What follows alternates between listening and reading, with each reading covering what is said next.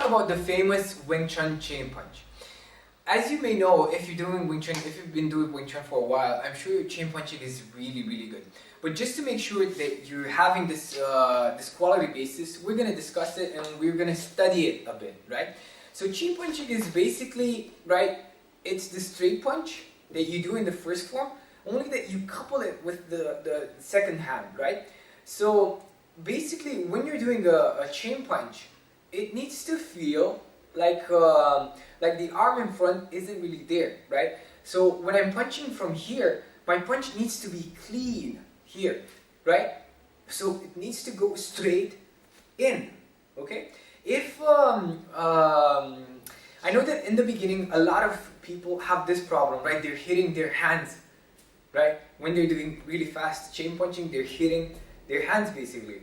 It's because you haven't practiced chain punching slowly, right? You don't have this coordination, or maybe your front hand is too slow. Basically, when you're doing chain punching, your front hand needs to be faster than the back hand, because the way needs to be clean, right? When I'm punching with the back hand, the way needs to be clean so I can go in. If my hand is too slow, then I hit it, right? So it's like a bicycle. The only difference is that the front hand goes back faster than the back hand, right? So this is basically what a chain punch should look like. I'm holding the line, right? I'm holding the center line and I'm punching, okay?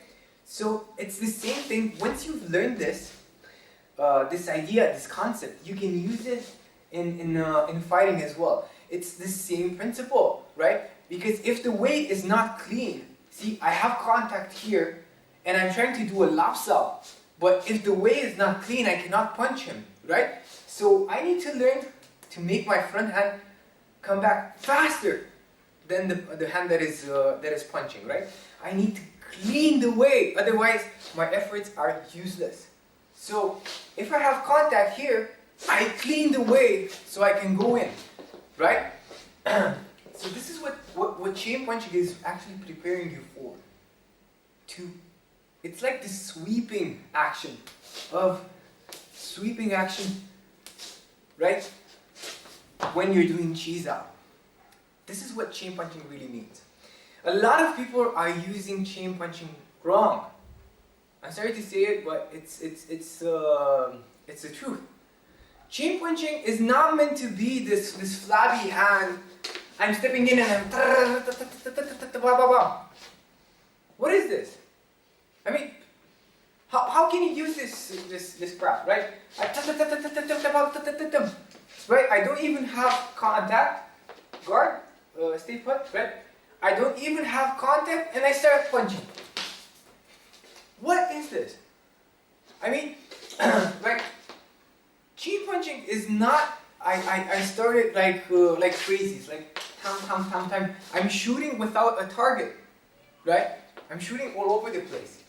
If you're facing a boxer or somebody who maybe they become scared, right? And they punch you straight and they hold the hand. Look, just look at it. Okay? Where's your chain punching? How can you use it, right? Okay, you need to understand these things.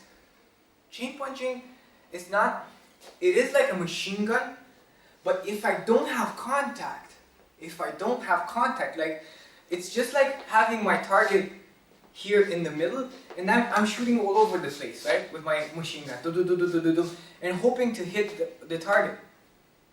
It doesn't make sense, right? If I know the target is there, I take my machine gun, bam, right, and I shoot. If you want to use Chizao correctly, to use chain punching correctly, first you need contact, right? I first make the bridge, I have contact, now I can use chain punching, right? I clean the way, and I can use chain punching for whatever I want. But first I need contact, right? Look, if he gives me, same scenario as before, right? When I'm chain punching and he's going straight.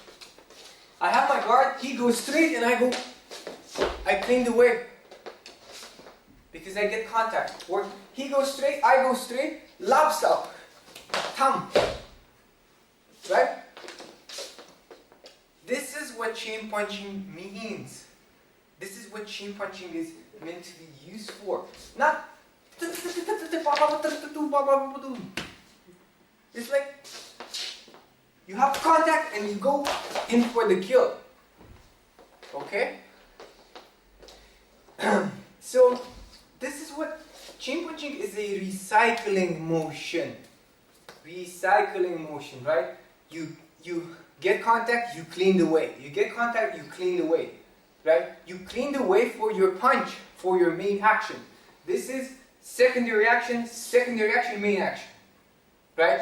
I'm punching, I'm cleaning. I'm punching, I'm cleaning. I'm punching, I'm cleaning. Right? Punch, clean, clean, clean. This is what chain punching is. Right? That's how you combine being relaxed, hitting while you're relaxed with chain punching. It will make you very, very efficient. Especially when you have contact, right? He wants to hit you, you get contact, and you immediately absorb it. Right? And from here you can elbow him, you can lock him, right? You can do whatever you like from this position. So, these are really important things that you need to consider, right? Especially if you're in the beginning. Don't do this stuff. Don't do like ta ta ta ta ta ta boom boom boom boom boom boom boom. You're gonna get hit. You're gonna get hit. I guarantee it. Especially because you see a lot. It's enough for him to go in here and follow with a hook or anything. Like he doesn't even need to be a good fighter. Bam! Finished. Right? So that's how you would use chain punching in a fight. Right? It's not about shooting all over the place. I get a target, I shoot it. I get a target, I shoot it. Right? Now I know, now I'm blind, right? I don't know where my target is. I have contact, I know where my target is. I don't even need to see it to know where I'm hitting, right? Think of it as if you were a blind person, right? When you're blind, you don't know where your target is, right? Here, I don't know. He might hit me, he might not hit me, right? Once you get contact, once you've made the bridge, once you've established where his center is, you can start to attack his center. But first you need the target. Okay? So if I'm here, I don't even need to go necessarily with chain punching here to do chain punching. I can go with an uppercut as well and then follow. I can go here, I can go here, I can go here, right? So as always, the most important thing is contact. Later, we're going to show you how to use long range Wing Chun as well. Because a lot of people are just like that, you know. They have like, in Wing Chun, a lot of people, when they have contact, they are exceptionally good fighters, right? Once they lose contact, they're blind. They're like a fish out of the water. You need as well, like, you know, long range fighting as well. Because you're not always going to be in cheese out distance, because in cheese out distance, it's true, I have the advantage, but he can also hit me, right? It's dangerous, especially if it's somebody who has a really long reach, somebody taller than you, for example, right?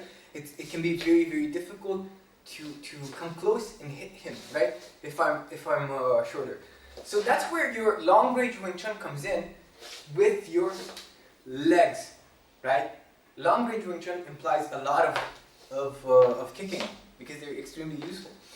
So in another video, we're going to discuss as well long range Wing Chun and how you can maximize it, right? How you can benefit from it. Thank you for watching the first video of Fighting Foundations 1.0. I hope you found this information useful, and I'm looking forward very much to sharing the next video with you where we will be discussing footwork. You know, a lot of people in Wing Chun, they ignore using footwork or using their training their legs and their moving punching, right? And these are really useful tools, especially in fighting where you don't have like a two-dimensional approach where for example in Chizao we could say that it's a two-dimensional approach, right? You're standing, you're not moving. Well, when you're sparring, when you put footwork in the mix, it becomes a three-dimensional approach to fighting, right? So footwork is really important, and we're gonna discuss how you can build really good moving punching, how you can practice your punches in the wall back so that you get some strength behind your elbows and get some power, get some explosion. And as well, how you can do this moving punching to maximize whatever you're doing in your sparring sessions or as well in your fighting, because you know we're ultimately preparing ourselves for fighting. Additionally, I will also show you how you can visualize while doing your training. Like I said before, it's 100% mental. I'm going to show you how exactly you can do that. I'm Sifu Bogdan, and I'll see you in the next video.